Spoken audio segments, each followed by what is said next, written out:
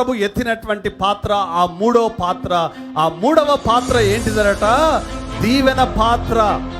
అదే ఇదిగో నా రక్తము అని చెప్పినటువంటి పాత్ర. ప్రియమైనటువంటి దేవుని బిడ్డలారా, ఇక్కడ ఈరోజు ఆ పాత్ర ఎందుకు మనకు ముఖ్యమైనటువంటిది?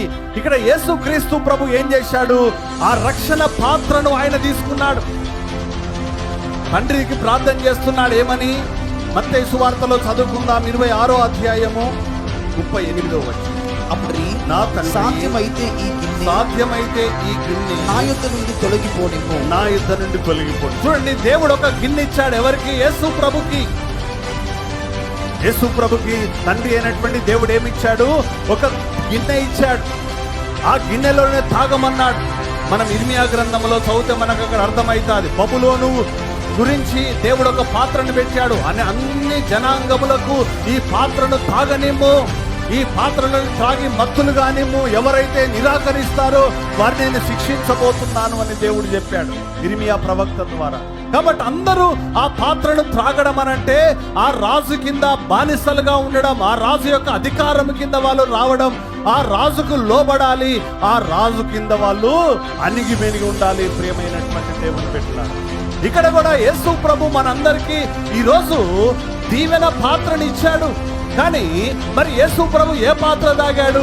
ఆయన మన శాపం అనే పాత్రను తాగాడు, మన పాపం అనే పాత్ర తాగాడు, ఆ పాపమునకు వచ్చే శిక్ష అనే పాత్రను తాగాడు. ప్రియమైనటువంటి బిడ్డలారా, ఆ చేదు ద్రాక్ష రసాన్ని ఆయన స్వీకరించి ఆ దేవుడిచ్చినటువంటి శిక్ష, శ్రమ, అవమానము, ఆ శిలువ మరణము, కొరడా దెబ్బలు, ముళ్ళ కిరీటము, ఆ చేతుల్లో మేకులు, పాదాల్లో మేకులు, భయంకరమైనటువంటి మహావేదన అనేటువంటి పాత్రను యేసు ప్రభు స్వీకరించి ఈరోజు మనకు దీవెన పాత్రను త్రాగనిస్తున్నాడు. ప్రియమైనటువంటి ఈరోజు దేవుడు మనకేమిస్తున్నాడు అనంటే, మనం ఎత్తినప్పుడు ఇది మనకు దీవెన కలుగుతున్నది.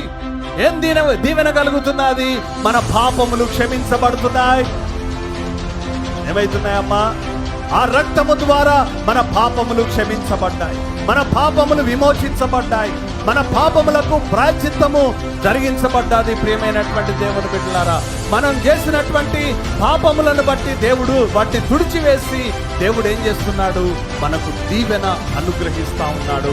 అదే మనకు పరలోక రాజ్యం, నీ పాప క్షమాపణ, నిత్య జీవము, చనిపోయిన తర్వాత తిరిగి లేచేటువంటి దీవెనను ఆ పాత్ర ద్వారా దేవుడు మనకు అనుగ్రహిస్తాడు. హల్లెలూయా, హల్లెలూయా.